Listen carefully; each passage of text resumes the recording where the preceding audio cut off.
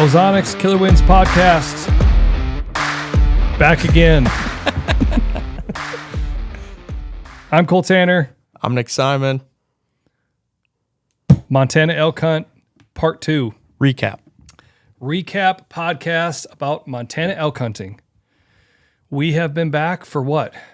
About a week. We've been back for a week. Exactly. Exactly. Yeah. Yeah. Wow. I don't No. mean to, no. It's been a week. Yep. It's Thursday. I don't mean to jump to the end of the story at the beginning, but we didn't exactly get home like right on time. When we were supposed to. Yeah. I got a little Western. Yeah. It was bad. We were supposed to fly home on Wednesday. At 6 p.m.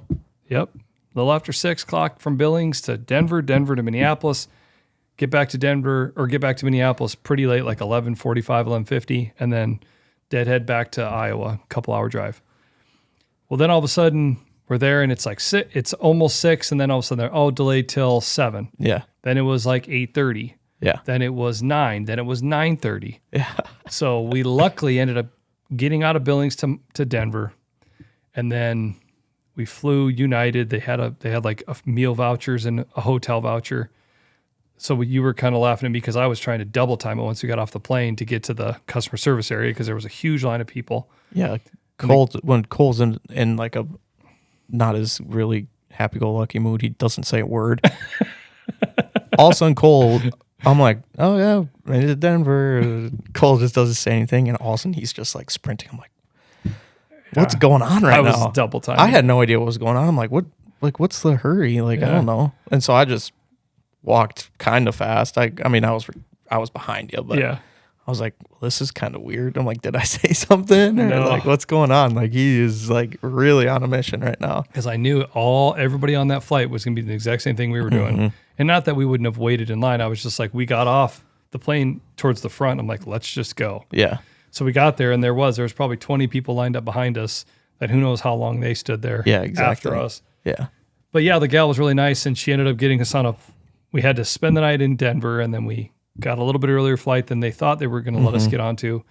So we got home late afternoon. Yeah. Yeah. Got into Minneapolis around like noon or 1 or something. Yeah. But yeah, it was kind of crazy. Yeah, it kind of sucked, honestly. Yeah. Because you kind of get in that mode of like, all right, we're going to be home soon, sleep in our own bed, take a nice hot shower. It's like, nope, no, we just got to wait. Well, you always hear about horses, if you've ever been on horses on a hunt before or just ridden horses on horseback riding. It's funny how a horse knows when you turn back towards the barn. Yeah. They call it barn sour. I think you can get that way on a hunting trip too. Mm-hmm. I kind of joked with you while we were there, and a lot of hunting trips, I always feel like you're kind of on this pendulum that swings farther and farther away from home. And eventually you kind of realize you're like, this is the farthest away I'm going to get. Yeah. Usually that's when you kill something. Yeah. And then all of a sudden the pendulum starts swinging back. And when it starts swinging back, you get a little sour. Yeah. And you're just like, okay, let's go. Let's get back. Let's just get back. And then when you can't, man, it's just kind of just like frustrating. Yeah. And it was like, I feel like it would have been fine too if like just the way everything worked out, we had to return our rental by like noon. Yep. So then we were kind of just like, well, now what? Because we can't really go anywhere. I mean, we ended up getting an Uber and going to get some food and stuff, but still though, it was just a kind of a headache that whole day. Yeah. Just like, now what's going to happen? And then when we got to Denver, the guy in Billings said, you have to grab your bags. And then in Denver, they told us the exact opposite. Well, opposite. There was people that were not happy about that. Oh, yeah. And then I was just trying to be done with it. Like, we finally got this gal's like, your bags are fine. They're here. We double checked in the morning. Yeah. So yeah. I was like, thank God. Cause like I always keep my diabetes stuff with me. Yeah. And I just did it just cause, but now it's like, okay, every single time I'm keeping diabetes stuff with me. Cause like, can you imagine if, I've been burned on that, dude. That would have been bad. Well, I mean, you can't you can't put your bow in your carry-on, but I went to Utah a couple years ago and shot a mountain lion with my good friend Luke in Weston, and checked my bag, checked my bow case with all my gear in it, and it got lost. Yeah. And then there I am in Utah, and fresh snow and getting ready to try to shoot a lion, and all my gear's not there. I literally have what I had on, which was like a pair of Carhartt pants. It was actually this sweatshirt, or maybe my gray one, and my Carhartt flannel. I'm like, all right, let's do it. And I shot Weston's Matthews Triax. Yeah.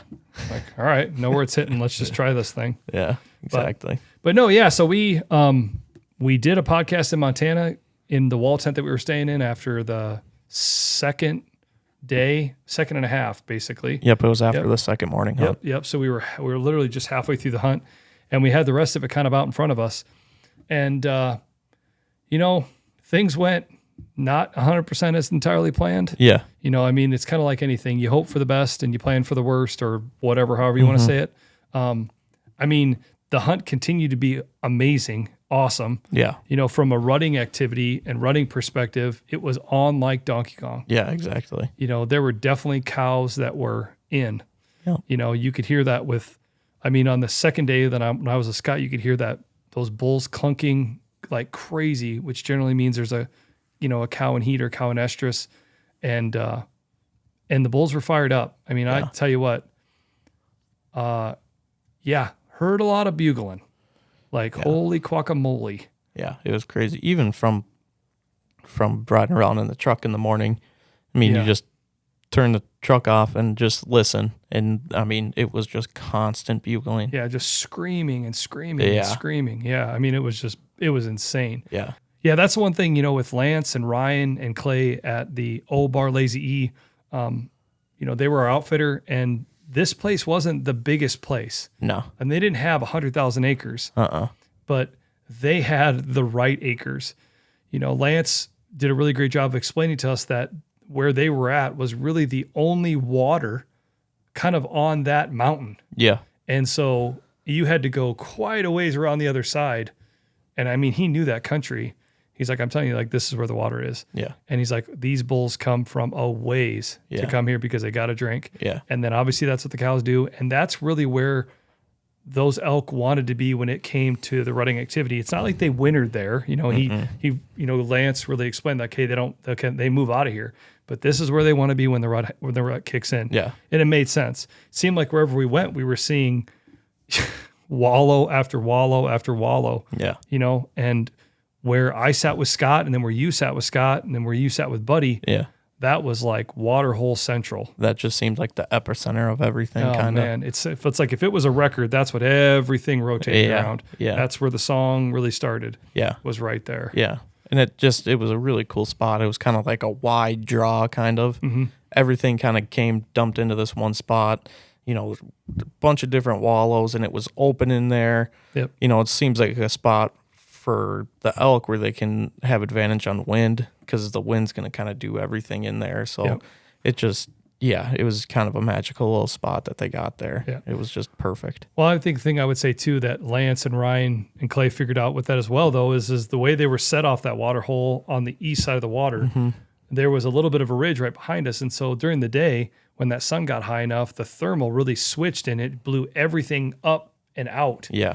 So even with all that water in front of it, and it was really swirly in there towards right before dark, but during the day, when you got in there, you could get in there, really, pretty really bulletproof. Yeah. I mean, we had the ozonics running, but it was one of those things where we had the wind in our face. We could kind of come to the edge and see if there's anything down in there. Peek over. And you could get in there with elk bugling out in front of you, and they weren't going to wind you. No. Does that make sense? Yeah, definitely. Now when we got towards dark, that's where the ozonics really became huge, because when that thermal switched, instead of it going up, it was going back down. Right down. And then not only that, but that draw kind of laid out right to left. Yeah. Where it was kind of higher, lower. Yep. And it kept doing that for, a mile or more before it got out to the flats. Real gradual. So that thermal pulled it down as well, which kind of made it tricky. Yeah. And if elk came to the left, they were in a very compromising position for us. Yeah. And, but yeah, no, it worked out great. Yeah. We were sitting in these Millennium blinds, which again, with two people and camera gear and bow and blah, blah, blah, blah, it's a bit of a, jigsaw puzzle trying to figure that out. Yeah. And just like any other blind. Yeah. It's hard to film out of a blind, honestly. It's not ideal, but the thing is you can make it work. You just sometimes have to give up something kind of. Yep. But yeah, so like you said, we did the podcast first after the second day, and then the second day, the third morning. And then we basically had the third afternoon and 4 and 5 after that. Mm-hmm. And like you said, that third day afternoon, you and Scott went to the water hole. Yep. We kind of decided to switch it up a little bit. Yeah. And I ended up hunting with Buddy. and Clay. Yep. They had been hunting a little bit below us, out more towards the flats, where there was also another great water hole. But the way that it laid out there was kind of these ridges that kind of laid out like, laid out like 1, 2, 3, 4. And there was these kind of ridges, and there was cuts. And there was kind of water that trickled down from one to the next. Yeah. And it was always kind of a gamble on which one they were going to come down. And so I think, Clay and Buddy were like, you know what, they were in this draw the night before, they were in this draw last night and they were over here this night, and let's try this one. Yeah. Or however it worked. And so we went up a different draw, and we actually just made a really cool little, just kind of tucked in by a big ponderosa and some brush. Yeah. And we had some killer wallows. I mean, you can see, we'll show the video, you can see the body prints of these elk in the mud. It's like, oh, well, there's his belly. Exactly. It was insane. And then again, it was just kind of, we could hear everything bugling up towards your way. Yeah. And then right towards, getting towards the evening, started trickling all these cows. Yeah. And there had to have been, 20 or 30 cows that just kept filing by and filing by. Yeah. And then sure enough, here we finally caught a glimpse, of the bull. Yeah. And it was a cranker. I mean, great fronts, 3s, 4s. I mean, his tails were great. Yeah. Good mass, just heavy white tips, and, it was just one of those things where it just didn't work out. Yeah. What I mean? Exactly. Yep. But yeah, it was pretty awesome. And like I said, honestly, you and Scott kind of had more of the excitement. Yeah. We had a great day too. Yeah. But you guys it got just pretty insane for you guys. Yeah. Cause we ended up getting in there pretty early. We kind of wanted to, switch up how we were setting up the cameraman and the hunter. And so we just want to get in there early and make sure we can get everything settled down before prime time. And, so we got in there and we got set up, with plenty of time, early. We were set up. I think you were set up by like 2:00. I think we got in at 2. Took us quite a bit. Yeah. I bet you we were completely set up and settled by 3-ish. Yeah, and probably. it's like dark by no camera light by like 7:45. Yeah, 7:45 about. So yeah. Anyways, we were sitting there and nothing happening, no bugling, nothing. It was probably 4:30. Yeah. And I'm sitting to Scott's left, and I got the back door right here, and I would every once in a while just kind of peek out just to look kind of behind Scott. Yeah. And sure enough, there's a nice 6x6 just like sprinting in. Yeah. Didn't make a peep, nothing. We hadn't seen an elk yet, hadn't even heard one. Maybe we heard a bugle early, but he was just on a mission. I'm like, Scott, there's a big bull coming. Like, get ready right now. I'm like, he's like really coming. Yeah. Like he wasn't stopping and feeding. He was just like kind of on a trot almost. Yep. So I'm like, this is gonna happen here quick. So he walks in, he comes into the wallow, and the first wallow, it's lower. So like when I'm filming him, I could just see his antlers. Yep. Basically. So he's down there, kind of doing his thing, splashing around. Gets to the second wallow. He moves through that one pretty quick. And that blind, like just to explain it more, like you're facing straight west. Yeah. And the wallows kind of line out north to south or right to left. Yeah. So you have 2 nice wallows to the right. Yep. And you have a big pond kind of right in front of you. Right in front of you. And then you have another pond off to your left. Yeah. And you can literally shoot pretty near everything. Everything. Except there's just kind of one blind spot where there's these 2 ponderosas where they can kind of get behind that spot. And hopefully they just kind of come right through it and then come into your front opening, or they're there to your right or off to your left. Mm-hmm. And once he kind of came up out of that wall, it looked like on video, he just kind of got right into that blind spot. Yeah. Yeah. Well, and he came up. Got in that blind spot for you. For me, yeah. And Scott could still see him, so Scott draws back. And I had like a little window where he was broadside walking, and as soon as his head hit where I couldn't film, I'm saying no. And he gets completely covered up. I can't see him. Scott shoots. Yeah. And I didn't know if he hit him. Obviously, I couldn't see. Yeah. But I think you can hear on the video, Scott kind of thought he missed him. Yeah, he thought he missed him. Yeah. And of course, he runs away right in that blind spot again. Yep. So I couldn't tell anything what happened. So we were playing the footage back, and you can clearly hear the shot go off, and then it hit something. It wasn't like going into air when you miss. Or like, it wasn't just like hitting dirt. yeah, it was a hard thud, Yeah. like for sure a thud. And so, yeah, we sat there for a little bit, just played back the footage a little bit more just to make sure we're hearing what we think we hear. And, we confirmed that it sounded like he hit him. So we called up Ryan. He came, and sure enough, there was blood right where Scott had said that he had shot. And so we tracked him for a little bit. I didn't film it too much just because I just kind of wanted to. Well, and I think that's the tricky thing, right? Like, one of the things, like a lot of these outfitters do, there's a draw blood policy. Yeah. And so once you've drawn blood, that's it. Yeah, So exactly. I think from your perspective, I feel like I would have done the exact same thing. And even when I used to guide, the guide really kind of takes over at that point. Exactly. And you're like, all right, man, like out of just trying to be very respectful. Yeah. You do your thing. Yep. Because I wasn't there, but I'm assuming it was Ryan out front, Scott standing behind at last blood, and you kind of just behind him Kinda from there. Just trying to stay out of the way, honestly. Out of the way. Yeah. And it sounded like Ryan blood trailed him for a bit. Yeah, it bled pretty good. Yeah. I mean, I'm not sure where he hit him, but I mean, you could follow the blood. It wasn't like red frothy bubbly blood. It looked like muscle blood to me. Yeah. But yeah, so we trailed him. I put it on my Onyx just so tracked it. Just tracked it just so if we lose where we are or whatever. And I think we went close to a half mile. Yeah. Like we went pretty far. But where it just kept getting less and less and less, and then we actually ended up bumping him. Right. And we found the bed where he was, and after that bed, we found like 2 more drops of blood. So I'm assuming he just clotted up. Yeah. And yeah, that was that for that night. Yeah. And then unfortunately, like you said, it was a draw blood policy, so Scott was done for the rest of the trip. Yeah. Which is a huge bummer, but it happens. Well, dude, it's a tricky thing, man. Like, and I understand from Lance and Ryan and Clay's perspective, you know what I mean? Like, from a draw blood policy. Yeah. I think, and even to talk a little bit about that, I think that's something I feel like when I was guiding wasn't a thing. Mm-hmm. It wasn't a draw blood. A lot of it was just like, hey, go ahead and hunt. If you shoot one and if we make a certain effort and we can't find it, then keep hunting. Yeah. But a lot of places I think have gone away from that. Yeah. A lot of states, have gone away from that. Alaska has a draw blood policy. Mm-hmm. If you shoot something and that's your animal, yeah. you draw blood on it, that's it. Right. And so, and a lot of outfitters have adopted that.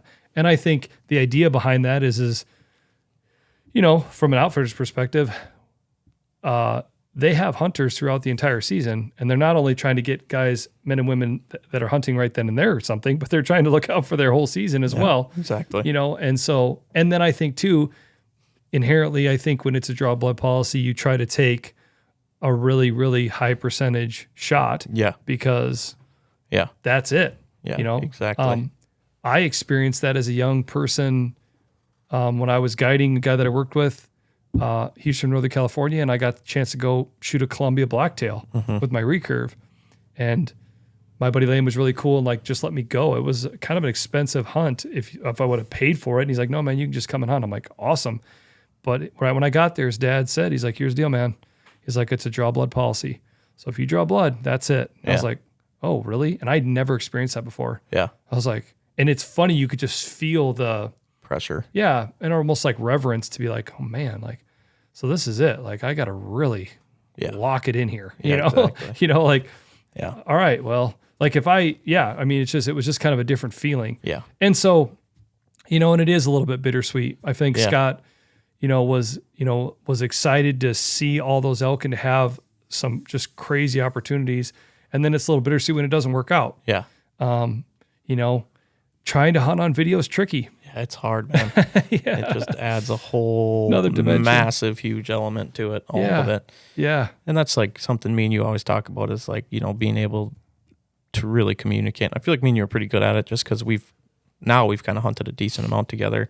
It's like it's really important to set up kind of a, lingo in the stand. Like, okay, if I'm not on them, I'm going to say no, no, no. Yes. And if I'm on them, I'm just going to say I'm on them or, anything, whatever you want to say, but that's what I say is like, I'm on them. And yeah, that's what I always kind of used to do is I always would just, right when he would walk in, if I was on him, I was on him. And then I would just say, I'm not going to say anything else unless I'm not. Yeah, exactly. And then you're going to hear me say, no, yeah.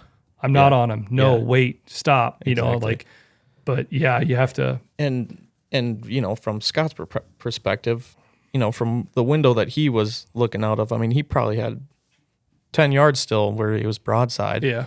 And that's just the nature of it. I mean, you can't be filming from exactly where Scott is. Yep. You know, and so yeah, it just didn't work out, and that's what happens a lot of times. Yeah.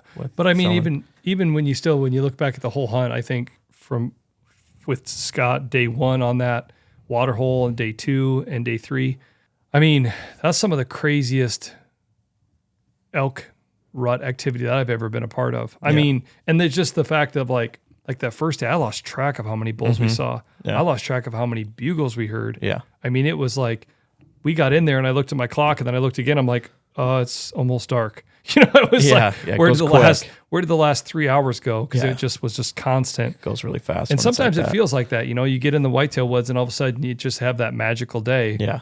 And I've had that too. There was a day a couple years ago where I had 15 bucks. I did an all-day sit, and it was just constant. Like, holy cow, what is doing happening? Circles around you. Yeah, what is happening? But Yeah. but the reality is we still had more hunting to do. Yeah. You know, like I said, Buddy, I hunted with Buddy that third afternoon on that other water, and it didn't work out. We actually kind of had to really try to double time it to get out of there. Yeah. Before those end up getting into those flats. And then on the 4th day, you ended up going in there with Buddy to that water hole setup in that blind again. Yeah, and that was another really, really fun night. It was super cool. But it started off kind of slow. The days before that, or at least the day before that I was in that spot, they started bugling like real early, and we didn't hear a peep. Like we didn't hear anything at all. Yeah. Like it was a lot later. It was way later. I mean, you got in there at a decent time early too. again. Yeah, really early. I think we left at 1:30 actually, because it wasn't until like 5 or 6 till we heard one. Yeah. But when we heard him, it was pretty close. So we're like, all right, here we go. Well, this bull ended up bugling right in front of us. So like we talked about earlier, we're on the east side of the draw, and then there's a wooded ridge on the other side. Yep. And you could just hear him up there just bugling his head off. And it sounded like a really mature, it's kind of low and raspy. Yep.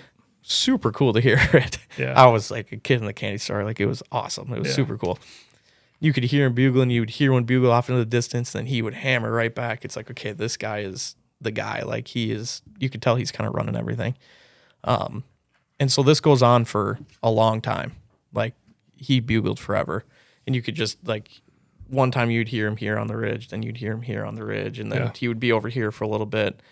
Well, at one point, he made like a big move. Like we heard him here, and then the next time he bugled, he was like almost like kitty corner to us. I'm like, whoa, he cut some distance there. And I just remember me and Buddy. I mean, we didn't say it, but like you could tell we both kind of knew like, okay, he's gonna come out like for sure. Yeah. And then sure enough, you could just see rack coming through. Ended up being a younger 6x5. Wasn't huge. Yeah. But I mean, it was nice bull. But Buddy right away was like, that's not a shooter. I'm not gonna shoot him. I'm like, all right. And so he comes right in, got some cool footage of him bugling his head off, comes down to the wallow and bugling the wallow a couple times and just kind of walked off. Yeah. And that was it for that night. Like I said, I mean, we didn't, film a ton of bulls like you were doing the first couple nights. I felt like I couldn't even keep up. It was like this way. Then I was like freehanding it out the window way over here this way and running in over here. And then, oh, wait, there's one over here. And, oh, there's 12 cows. And it was just like, that was insane. Yeah, but it was still really cool just to hear them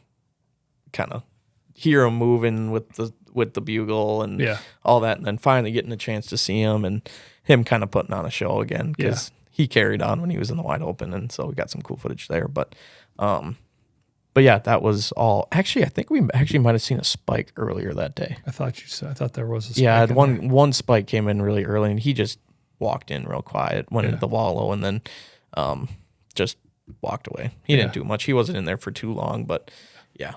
I feel like after seeing those elk in there during that week, man, I would not want to smell the breath of those guys because they were drinking in the water. Yeah. And then they were pissing in the water. Yeah. Then they were rolling in the Rolling in water. it, yeah. And then they would walk away. And the next one would do the exact same thing. It's Yeah. like, man, dude. Yeah, talk like about that cannot taste good. Like there's really fresh water over here, but Yeah. you're drinking in that. Yeah, exactly. It's just like, a wow. muddy mess. Oh man, I was just like, dang. Yeah. But yeah, then we got into day 5 and I went with Buddy and Clay. Yep. And basically where these water holes were, there was a big ridge kind of to the north of that. And then it dropped off.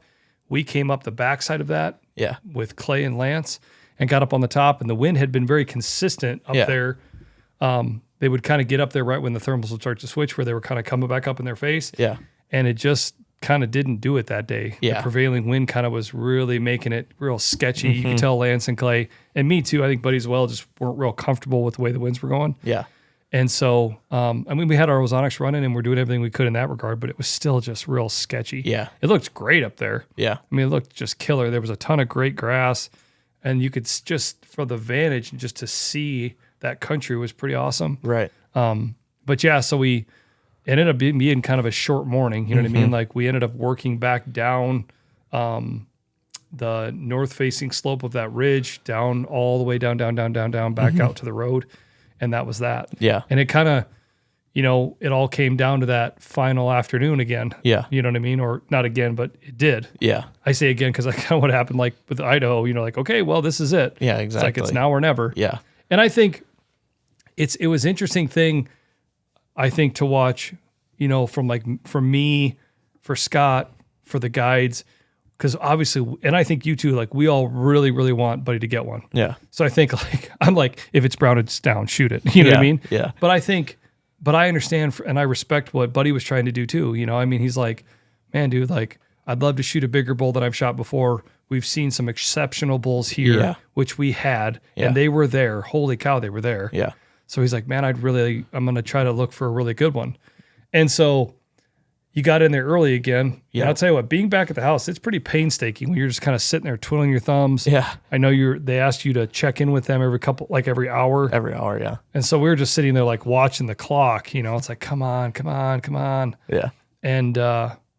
And you had some pretty cool activity. I mean, Yeah, it kind of got cranking. Yeah. It was, again, super slow. Yeah. Until this time, it was even like later. Yeah. Probably 6:30. So we only had like an hour left. And like I said, heard one bugle like way far away. Heard another one that was kind of like, you hear it, but you're not too jazzed up about it. Well, then we heard one and it sounded again like super low and like just sounded different. Yeah. I'm like, oh, that's a nice one. And I remember Buddy being like, I don't know if there's enough time for him to get down here. Well, the next time he bugled, it was like, oh man, he's Way close. closer. He's way, way closer. Yeah, dude, it's unbelievable how much ground they can cover. Yeah. It just doesn't seem real. It's Yeah. like, gosh. Yeah. And You can't run that fast. no, exactly. And it's Yeah. like, okay, he's coming here for sure. And then we hear one more and it's like, yep, okay. It's like kind of time to get serious. And then right after that last bugle, Buddy's like, oh, there he is right there. Just a cranker. It was so cool because like that was kind of like the first like big bull that I've seen really. Yeah. From the blind and whatnot. And I'm like, oh man, that thing is huge. And it was kind of the same thing. There's again, like when they come in straight from the right, it was kind of hard to film them when I was sitting on the left. When you were filming, you were on the right, so you could just stick the camera out the window. Yep. Well, Buddy had just a small window that he would peek through, and then there's another window which they kind of have to come in the perfect spot Yep. to be able to film them or whatever. And so I'm peeking like with my eyes, and I finally see him. So I like lean the camera out, and he comes walking in, and I'm like, okay, perfect. If he makes his way to the wall, I'll be able to film him all the way. Yeah. He's kind of coming in, lets out a bugle, and then like real close, like behind us, Yeah. another one lights up like right there, and we're like, oh my gosh, like what the heck? Like there's a bull Yeah, right here. Close enough that scares you. Oh yeah, like Yeah, it startled was. you. I had my earbuds in, and it like Yeah. it was like deafening. And so as soon as he lit off, the one that was coming in kind of started veering up towards him. And so I couldn't film him. There was like one little clip where I could film him through the little peephole that Yep. Buddy was filming. But he ends up walking behind us, the big bull, and then the bull to the left, obviously, it's almost kind of like they were meeting, but they were meeting directly behind us. Mm-hmm. So it's like, well, now what? Like, what are we going to do here? And it's starting to really get dark now. You're starting to lose camera light. Starting to lose camera light. It's like, man, like, this is the last chance that we got. So buddy looked at me. He's like, do you think you can film out the back door?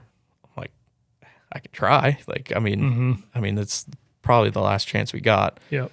So I stood up, kind of got adjusted, and then as he's unzipping it, they busted, or I don't really know. I didn't see what happened really, but they just went up over the ridge behind us, and you can still hear them bugling and stuff like that up there. But yeah, that felt like a really, really close call, because I think if that other bull wasn't there, that one probably would have came right into the wall. Yeah, it just came right in. Yeah. Yeah, and I feel like sometimes you just have to go for broke. Yeah, exactly. I mean, it's like if it's the end of the game and you're on the 50-yard line, you're either going to throw a touchdown or you're going to throw an interception. Yeah, exactly. You're going to lose the game or win the game. So let's just throw it. Exactly. Yeah. So that's kind of what you have to do. Yeah. It's like, if, you don't try and make a move, you're probably not going to get them. Yeah. If you make a move and it works out, then more power to you. But it just didn't work out. Well, and that was definitely the time to be aggressive. Yeah, exactly. Yeah. Last 10 minutes of a 5-day hunt. So. Yeah. And that's the thing. Like I said, I mean, it was crazy. We talked about that during the first podcast about, I feel like elk hunting, you're trying to find them, then you're trying to hunt them, and then you're trying to kill them. Mm-hmm. And I felt like we did the finding thing. Or we didn't even really do the finding thing. They knew they were there. Yeah. The finding piece was already check, you know. And then the hunting thing, we had really we had been hunting them the first couple days. Yeah. In that blind, we skipped right to the killing them part. You know what I mean? We were really at that part where it was like, okay, hand on the release, here we go. Yeah. And, for Buddy, that was really Scott's hunt. Mm-hmm. He went right to the hunting, killing them, like he was in that stage of it. Buddy kind of was he was really in the hunting part of it for quite a while. Yeah. The first, second, third, fourth day, that's elk hunting. Yeah. That's the reality of when you're trying to run and gun and you're trying to, set up. Sometimes they're there, sometimes they're not. Even the water hole they were sitting on, of course, the day that they didn't go there, they had a bull that walked right by. Yeah. I mean, it's just like, golly, come on. And it is that kind of cat and mouse game all the time. But yeah, I mean, it was a really, really cool trip. Like I said, and I think it was really awesome to get to spend time with Lance and Ryan and Clay. Yeah. They did a great job, the whole, their outfitting business is called the O-Bar Lazy E. It's kind of funny. They don't take a ton of hunters, which actually I think is kind of cool. They only take like 2 hunters per week, which is really nice, because sometimes when you get a bunch of people in camp, man, it can kind of brew animosity, because if you know everybody, great. Yeah. If you got a group of 3 or 4 or 5 buddies that are all going, great. But sometimes you don't. Yeah. And so then all of a sudden it's like, well, I don't know who you are. You know what I mean? I paid for the hunt just like you did. Right. And with all due respect, like, I'm kind of looking out for myself. Yeah. And I'm selfishly trying to do what I'm trying to do here. Yeah. And so then it can brew kind of resentment or animosity. And, well, why did he get to go there and I didn't get to go there? Yeah. So it can get a little tricky. Yeah. Whereas if it's just 2 people, generally you've got a hunting buddy or somebody that you're coming with. And so you're both really pretty invested and pretty okay with however it works out. Yeah, exactly. And so I thought it was pretty cool how they just do that. Only a couple hunters. Yeah. And again, they're trying to manage the fact of they don't want to bump them out of the county. Yeah, exactly. They don't have 1 million acres, so they're trying to be very, very careful. Like we talked about in the first podcast, you want to put pressure on that bubble, but you don't want to pop it. Yeah. And I think the way that they hunted over those water holes, especially the one that Scott was in, then Buddy was in, we were doing the best we could. Even like when, Scott hit that one, Ryan was adamant. I was like, listen, if you arrow one, do not get out of the blind. Yeah. Do not wait until I get there. Yep. He didn't want anything really past the walking to the blind, getting in the blind. Yeah. That was it. That's what you did. Yep. You didn't get out there and walk around and trudge around. They were very adamant about just, let's try to not put any pressure. Because one thing you saw in video, just like I did, a lot of those cows and those bulls, they come in and they're sniffing, they're looking, they're nibbling on some of the grass, they're sniffing some more. I mean, they're not messing around. No. They are rutting, but they're still instinctively trying to survive. Yeah, exactly. Yep. It was a pleasure getting to meet those guys. They're really, really good guys, and they did a great job getting everything set up for us, whether it be the blinds, set up in just a cherry spot. I mean, And awesome then spot. with the wall tents, that was cool. You know what I mean? Like, we had pretty decent weather. Yeah. We didn't really have we had just a little sprinkle of rain. Yeah. The temps weren't that terrible. Yeah. And I know they talked about for the groups that were coming after, they were going to have wood burners in there. The canvas wall tents, you can keep them pretty warm with a little wood burner. Yeah, exactly. And so from accommodation perspective, I mean, we made it work. Yeah, You know what I mean? And like I said, it's all good in the hood when there's elk. And there was elk. Yeah, there was definitely elk. Yeah. And I think that's the other thing that's interesting too. And I think a lot of people don't know about Montana is they have a longer elk season. Most people think about elk hunting, think about the month of September, which is generally what a lot of the seasons are. Yeah. Colorado, New Mexico, a lot of them are the month of September. Yeah. You start and end Idaho, month of September. But the interesting thing about Montana is it goes from early September through mid-October. Yeah. Which, if you're a guy that just lives to elk hunt, you probably already knew that. But if you're looking to do some elk hunting or you're trying to figure out how to do a couple trips during a season, you could go hunt some of these states, Colorado, New Mexico, Idaho, earlier or in the middle or the last half, and still go hunt. Yeah. Still go hunt in the month of October when they're still screaming. Oh, yeah. I talked a lot about that with Lance and with Ryan. And my experience in Colorado, it seems like when we got into October, man, you could really, it's not that you didn't cow call, but man, I had really great luck bugling where those bulls are just really screaming their heads off. And you could really start interacting with them with a bugle. Yeah. And he's like, oh yeah, we have great luck with that here. Yeah. Because again, they're still really fired up. Yeah. And a lot of those cows are coming in during the month of September, but there's a few that are straggling along and those bulls are still wanting to dance, Yeah, exactly. So.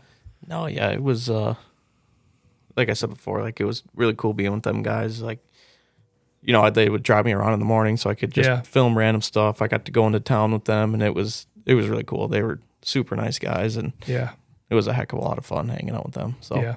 Well, that's the other thing too, logistically, that's kind of interesting about the state of Montana. And again, I'm not a Montana resident, and I personally haven't hunted Montana for elk. Just hearing what Lance and Ryan were talking about, and just from what I've had friends that have hunted Montana, a lot of it, or if not all of it, it's a draw, where it takes you a couple years to draw it. Mm-hmm. Could take you 2 years to draw a lot of those areas.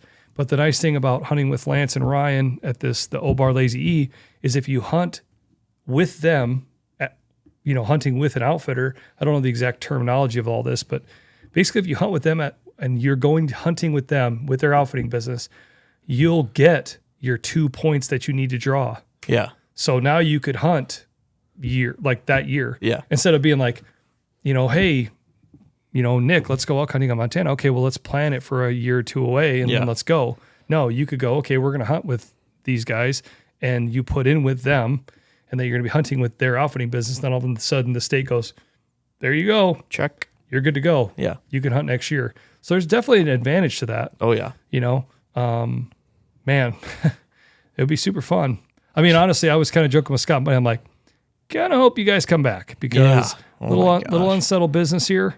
Yeah. Yeah. Like you kind of hope that business. Yeah. You kind of hope the arc of the story starts and finishes while we were there. But if this arc ends up going into next year, I'd be fine with it. We got a lot of B-roll to lean back on and a lot of story to tell because, there was some unbelievable bulls there. Oh man. It was so cool. Yeah. It was a really, really cool place. Yeah. And just like, I think me and you've talked about this a lot, like Montana in general is just beautiful. Yeah. It's a really beautiful place. Like, I loved it. It was super cool. Yeah.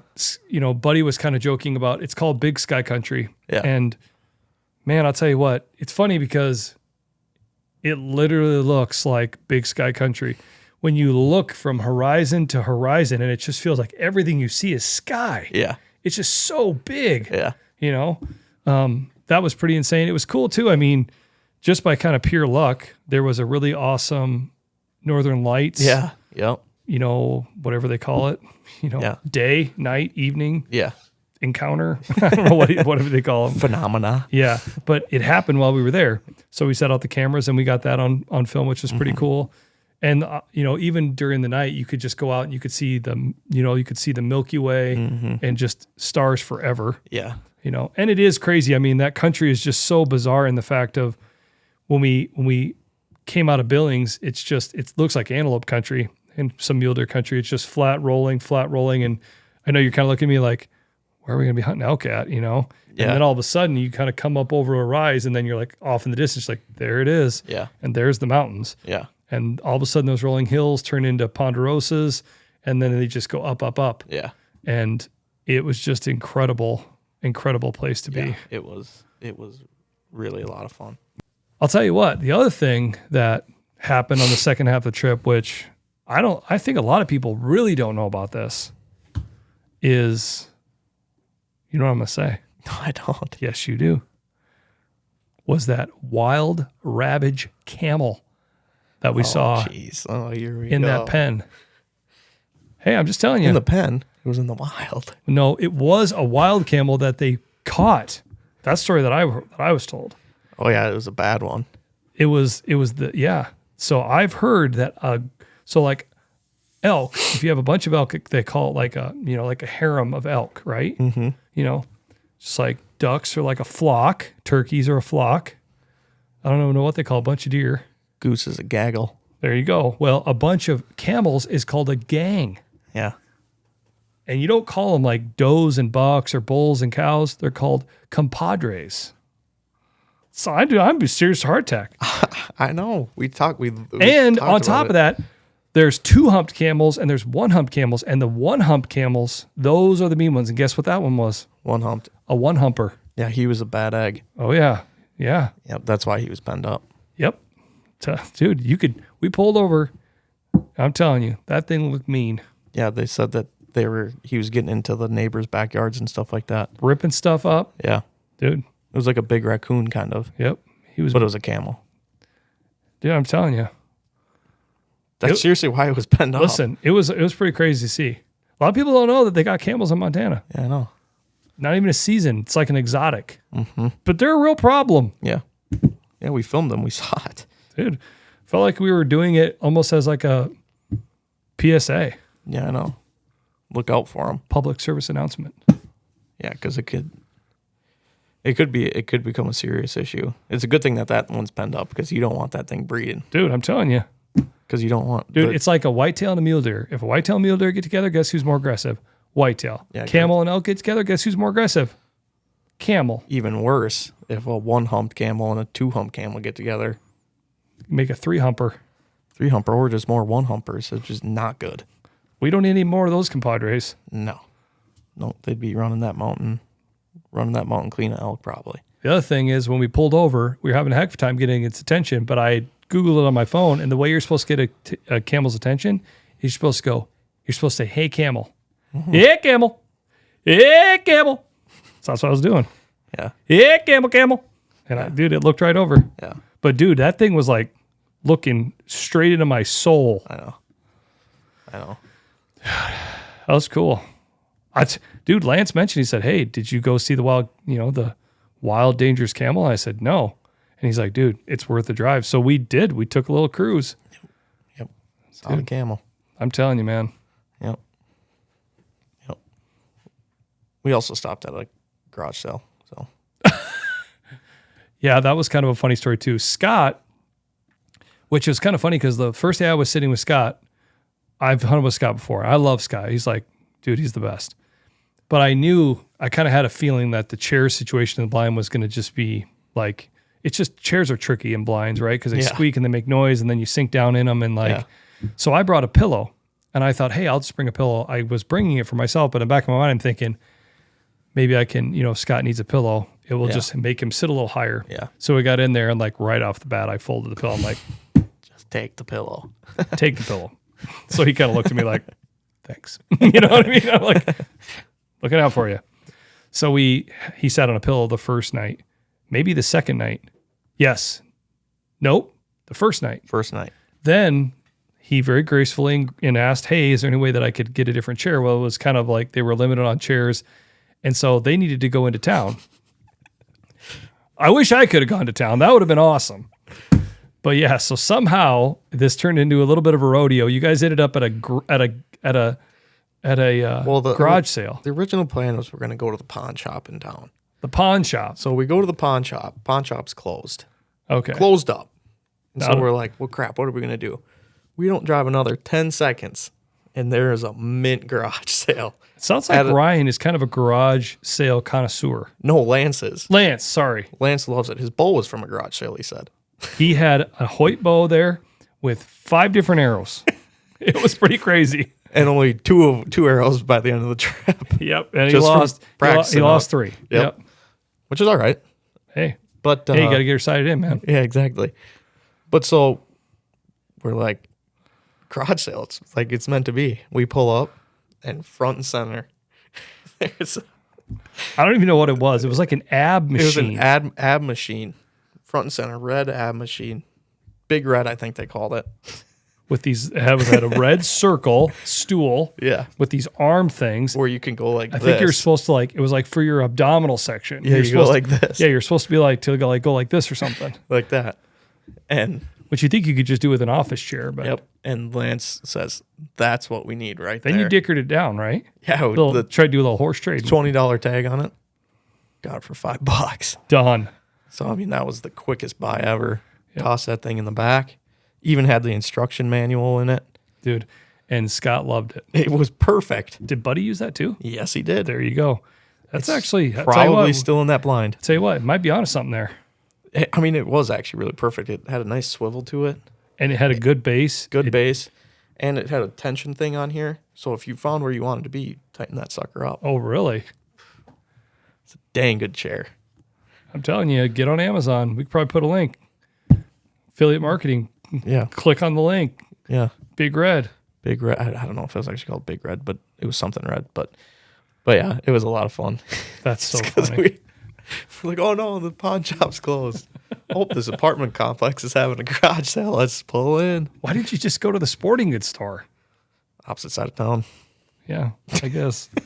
Can't argue with that logic. And I guarantee you that sporting goods store doesn't have a Big Red for $5. Nope, they would have had a chair for probably like 60. Yeah, exactly. Great sporting goods store. And it wouldn't have been half as good as the old Big Red. Yeah, that's true. And I'll tell you what, man, it's funny sometimes when you travel how you feel like the world's so big and you realize it's so small. Yeah. We went into that sporting goods store when we went and saw the wild camel. Yeah. And we went to the sporting goods store because you had talked about how cool it was. Yeah. So we just stopped in there quick. There's a real nice guy standing there. We get to talking. Here, come find out. He's like, oh, where are you guys from? We're like, oh, I mean, you must could tell we weren't from around there. Yeah. And then he's like, where are you guys from? I'm like, oh, we're from Iowa. And he's like, oh, my sister lives in Blue Earth, Minnesota. I'm like, you got to be kidding me.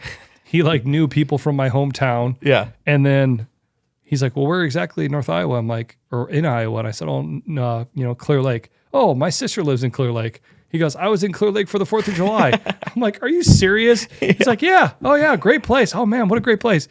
He's like, yeah, I really like it there. I'm like, that is so funny. So weird. Some small little town. And I would have never thought in a million years anybody would ever know where Clear Lake was. Yeah. And here he was like, yeah, he was there a couple months before on the 4th of July. Yeah.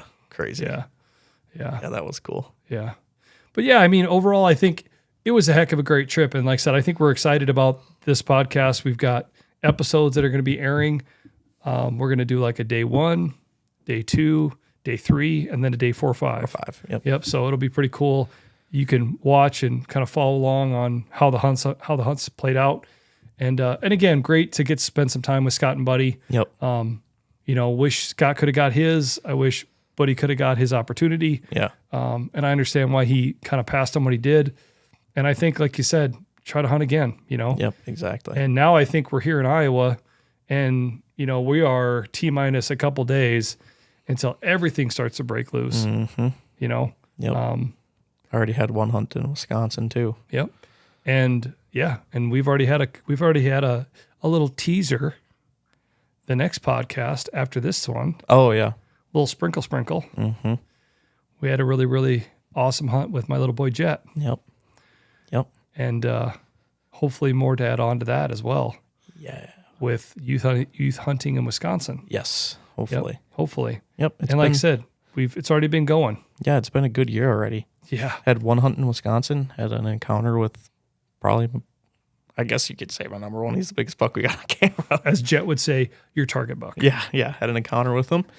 Beautiful, beautiful buck. About pooed my pants when I saw him. But no, it was cool. I did not expect to see him at all. And There he was. But yeah, so it's been, I mean, season hasn't even really started and it's already been a good season. So Yeah.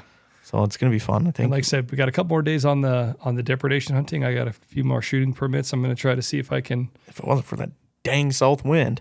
Oh my goodness. Yeah, I know. I was looking last night. Every day is south wind. It's south wind for a while. For like even through next week. That's But luckily on Sunday when we can start hunting elsewhere, we'll have more options. But it's still just, it's annoying. Yeah, it's weird because, so like I said, we're in north central Iowa. We have had a lot of dry weather. Mm-hmm. And then we've had a lot of hot weather. Yep. And everything is way farther along than it should be. It's crazy. Like, the beans are like completely turned. Yeah. Now, granted, like I was looking back at my phone. I took some video and photos with my brother-in-law last year. We took jet so he could ride in the combine. That was October 1st.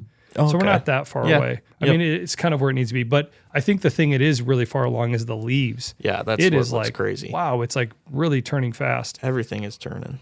Yep. But then the funny thing is now we've had all this string of wet weather. And if it's not been raining, it's been foggy. If it's not been foggy, it's been misty. Yeah. It's been dewy. It's just been like, and so I think everybody's just, all the farmers are just sitting there like Chomping at the bit. they're just like pressing on the brake, but they're like feathering the gas pedal at the same time. Yeah. They're like, come on. I think next week is going to be crazy. I think Everything's this weekend and this next weekend. Yeah. This next week's going to be crazy. Yeah, because we got a stretch of hot weather coming up. Yeah. Yep. But no, yeah, it's going to be awesome, man. I'm excited, and it's going to be interesting to see how the whole year, how the season starts to unfold. I know, I just can't wait. I know. Yeah. Really hope we can, get stuff done here. I think me and you are going to have a good year here. Yeah. Seems like. I mean, I don't know. Well, and the other motto that I taught that I've been, you've been spending a little probably extra money you weren't planning on is you can never have enough tags. I have the motto that if you can't take your deer tags and go, Cole's got 26 tags. listen, don't tell That's not a joke. Don't tell Tatum, or she already knows, but don't remind her how much money I've spent on tags. But listen, I really attest by the idea of if it's brown, it's down. I'm an equal opportunity guy, and it's really fun to shoot stuff. And as much as I love to shoot it, I really love to eat it, and I really love to donate it and give it away. So it all works great for me. I've got 11 tags between Wisconsin and Iowa. I don't even know how many I have. It's really It's bad. 26. We counted it yesterday. Yeah. I guess I could rough count it here quick. I think it was 26. I think that's the number we landed on. Statewide bow, statewide late muzz. I have 8 antlerless tags. For a certain county. That's 10. No, I have 8 antlerless for a certain property. Oh, yeah. So there's 10. Then I have 4 Cerro Gordo antlerless. I have 2 Hancock County antlerless. I have 2 Gun 2 Cerro Gordo County. I have 2 Gun 2 Hancock counties. That's 20. Then I have 1 Cerro Gordo late muzz antlerless. And I think I did get a Hancock County late muzz antlerless. And then I have 5 depredations. That's 27. I filled 2 of those 5. So I've had 27. I think I just got to get to an even 30. Well, we already talked about what the 30 was going to be. Oh yeah. Yeah. No, there's a certain county I don't want to mention that there'll be some doe tags and some probably second shotties if I get real frisky. You'll have over 30. And January antlerless. I'll try to take advantage of that. I just wish I could fill 30. It's pretty aggressive. I know it is aggressive, but you know what?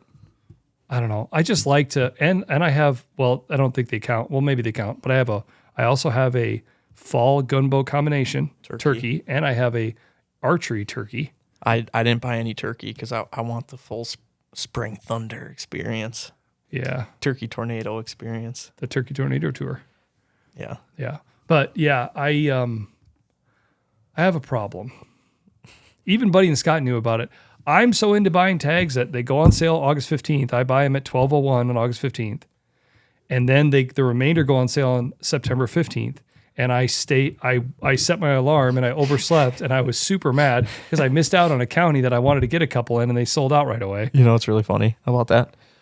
When August 15th hit this year, you were out of town. Yeah. And me and Susie were at work freaking out. Yes. Susie was spazzing. Yes. She's like, I don't know what to do. Cole normally gets tags this night, blah, blah, blah, blah. And I've made her do it for me before because I've been gone. Yeah. Yeah. And so, yeah, you were gone this year too. And I'm like, it'll be fine. Yeah. He'll figure it out. Yeah. Yeah. No, it worked out. And yeah, we still ended up with 27. Yeah. It's just bad. Yeah. I'm definitely donating to the state of Iowa when it comes to that part of it. If I fill one tag in Wisconsin and one tag in Iowa, I will be a happy man. If I fill a third of my tags, I'll be a happy man. Let's make that a goal. I already know what my goal is. But it's probably not going to happen. I don't even want to say it. I don't want to say it. I know what it is. Yep. I'm not even going to say it. Mine's probably not going to happen either. Mine's too aggressive. I'm already too far behind probably. Yeah. And it was always and the goal is a bow only type deal. And plus, I mean, with all the trips and stuff we had on, we kind of got behind on the depredation stuff. Yeah, I just did. The trips were amazing. We got a little bit behind on the trips, and we got a little bit behind because on this property that I hunt for there's a lot of corn. Yeah. And it just makes it really tricky. Yeah, exactly. It's like the every other year thing. Last year, it's just like it's a real heyday because they're on these bean fields, and then on the opposite year, it's just like really tough. Exactly. Where they want to be is corns, and they're out in the jungle. Yeah. Okay, let's wrap it up. Yeah, we've really Montana elk. We kind of went into a whole bunch of other stuff. Yeah.